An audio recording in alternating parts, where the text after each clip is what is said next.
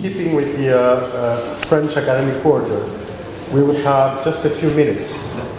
We had 7 minutes actually to be French. And my suggestion is that we open for questions.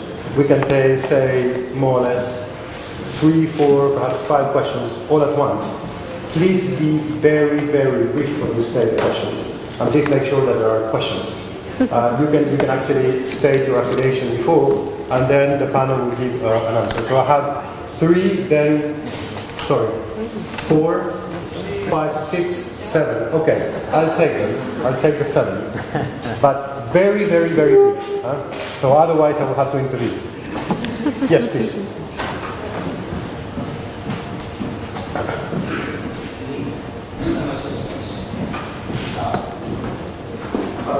Customary international law and cautionary principle.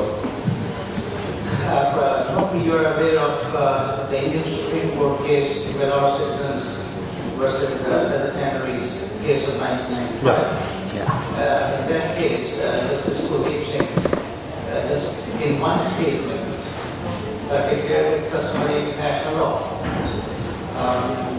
So what is your question? What is your reaction to that? Okay.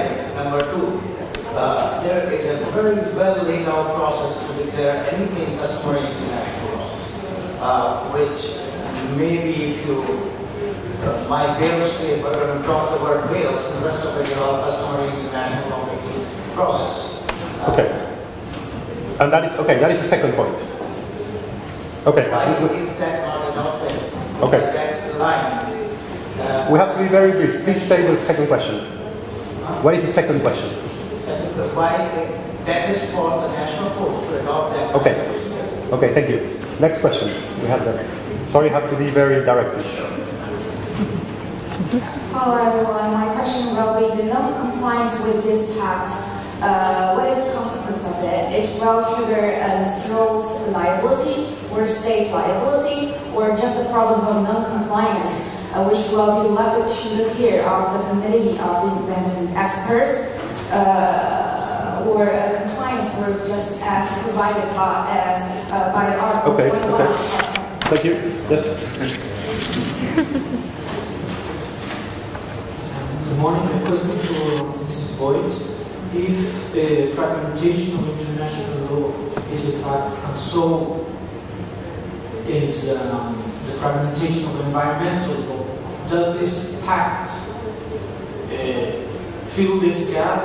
And if so, should it be explicitly mentioned in the pact that one of the objectives is precisely to act as an umbrella agreement and okay. We got it. Yeah. Thank you. And finally, regarding the principle of good governance, is this also being included in your report? Thank you. Thank you. Yes.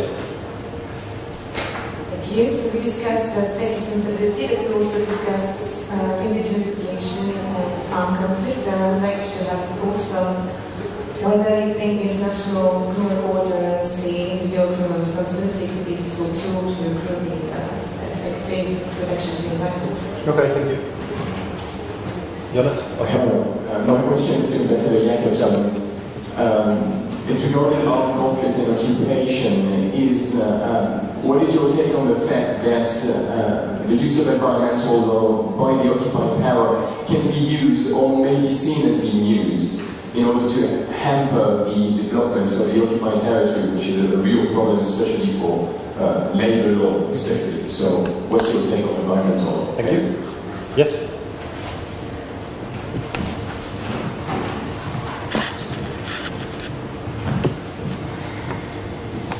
Ma question s'adresse à Madame Jacobson. J'aimerais vous poser la question sur l'articulation entre les dommages environnementaux et la reprise de la guerre. J'aimerais que vous nous donniez quelques exemples si dans le passé, dans l'histoire de l'humanité, il y a eu des cas où une reprise de la guerre est due à des dommages environnementaux. En répondant à ma question, je vais faire appel à votre expérience, votre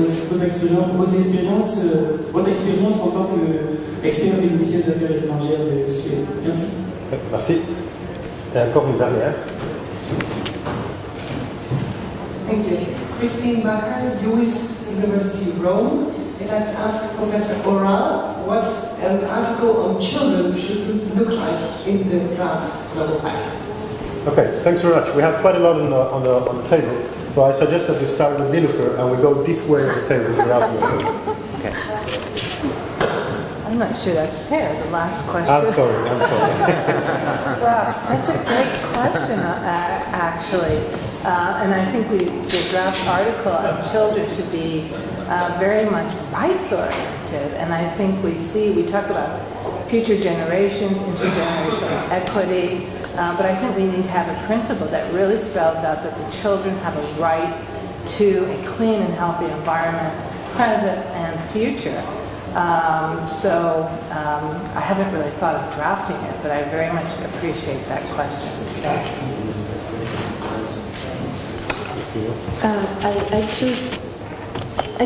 I picked two questions. The first one on non-compliance with the Pact. Well, we still have to see how the Pact is going to look like in the end. The draft has the Article 21, which sets up a compliance mechanism, which is modeled on the Paris Agreement's compliance mechanism, which is more meant to deter non-compliance and promote compliance rather than punish for non-compliance. However, if a treaty has an in-house non-compliance mechanism, that does not mean that in case of non-compliance, general state responsibility does not arise. That is usually the case in addition to the in-house instrument. So if it's possible, it depends on however the Global Pact is going to look like in the end, but if it's possible to clearly identify a wrongful act, which I doubt because it's very difficult with principle, it could give rise to state responsibility.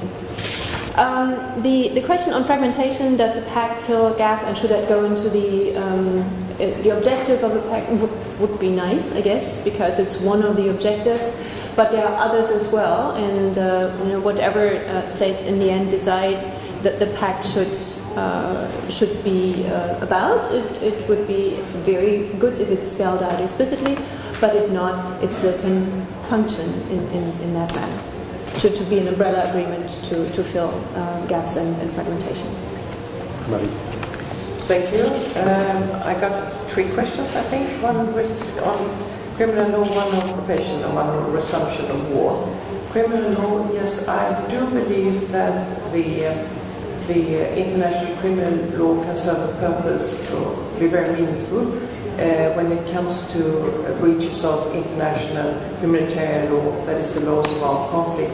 And that is also the view of the ICC prosecutor who has a special paper produced a couple of years ago that when they look into conflicts, they should also look on what the conflict or what perpetrators may have done in violation of environmental law in connection with the laws of warfare. In situations when there is no armed conflict, of course, just plain criminal law will apply, domestic laws and so on. So that's all state responsibility, as Christina spoke about. Occupation, I'm not aware of what the Commission will discuss on the commentaries to my colleague Maja Wechter's proposal on occupation. I think we will have the result of the Commission's work and the commentaries to those by the end of August this year. So I would prefer not to respond to that, but I'm as curious as you to see what the Commission's view will be on this topic. On the resumption of war, yes, I think, sir, you're very right. There is a very well recognized risk that the relapse of the environment will cause conflict to return. In my work in the IC, I did not address the roots of war, the roots of armed conflict, because that would have gone beyond my mandate. Thank you. Yeah. Très brièvement, pour répondre à la question sur la coutume.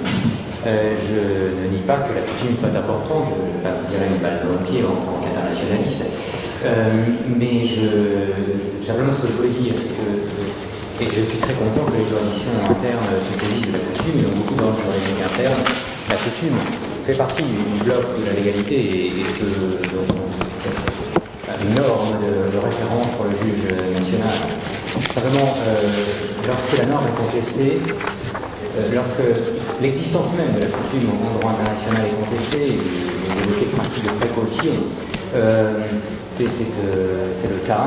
Je trouve tout à fait courageux de la part de cette juridiction nationale de considérer que c'est une règle coutumier. Le tribunal d'arrondissement l'a fait aussi dans l'affaire Organda.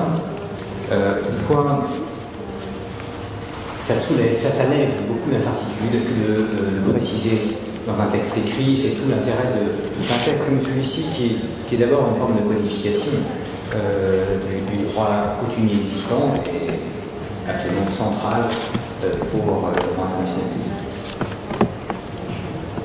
So thank you very much to all our panelists. Thank you very much for the audience to be here on a rainy Saturday morning.